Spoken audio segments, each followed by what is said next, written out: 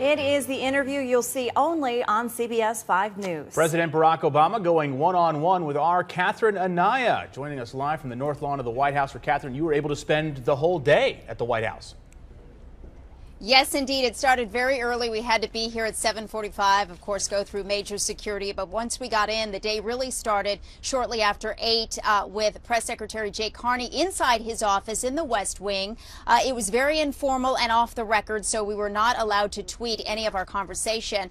But he talked basically about how he gets his day started, all of the information that he needs to be aware of in case he's asked from reporters or correspondents about certain things in the daily press briefings. But one of the things that I found most interesting is that the reporters and correspondents, unless it's breaking news, they provide the questions to him in advance. And so he is already preparing for the answer, and in some cases, I should say, he actually prepares that answer for them so that they can have that to work on their reports later on. We were able to sit into today's daily briefing. That was quite interesting, too, because it's a lot smaller than it looks on TV, and everybody is packed in there like sardines. But the whole process was just fascinating, and I found that all of the staff here, the key members of the Obama administration, were tremendously gracious to us in hosting us and making sure that we were getting everything that we needed to get our jobs done today. But as I also mentioned, we did try to squeeze in some lighter moments as well, Adam. Of course, you know, we were limited to 4 minutes. I stretched it to 6, but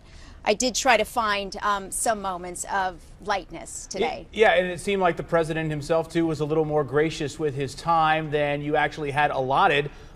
Just to your point, you were just talking about a number of serious topics that you raised with the president, but you tried to get the lighter moments in there, too. So some basketball conversation came up. Well, yes, because he was already into his final question when time was up. So I thought, you know, I have nothing to lose if I try to end this on a light note, which is what I wanted to do.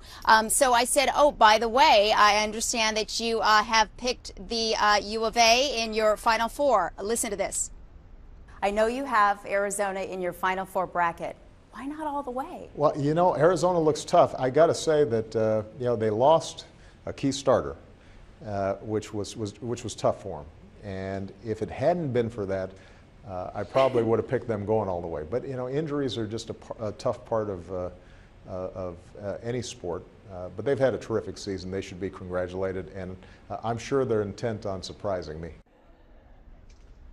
He was pretty knowledgeable, right? Pretty impressive. Of course, we all know that he loves basketball, so I wasn't surprised. But he's picking Michigan, as you mentioned earlier, so I was going to leave it at that. At least he did put us in the Final Four, right? Anyway, one of the lightest moments, I think, also came, which was quite a surprise to us when we were taking a tour with a curator of the diplomatic reception room, which is where the interview was actually held. The First Family dogs were brought in. That was Sonny and Bo, and I was not expecting that. And that was a lot of fun because Bo, as you know, has been around for a while, so he kind of had the attitude like, been here, done that. And he just kind of sat and watched us. But Sonny, who's the newest dog, he was just a lover, and he, of course, he was the big hit with all of the reporters who were there. And Catherine, we've been following you on Facebook and Twitter, and our crew, Z and Edward, out there with you. We've been loving all of the pictures, you and the dogs, very sweet. But you mentioned time was tight, so what else were you able to cover with the president? I'm guessing you were able to get immigration somewhere in there on the table.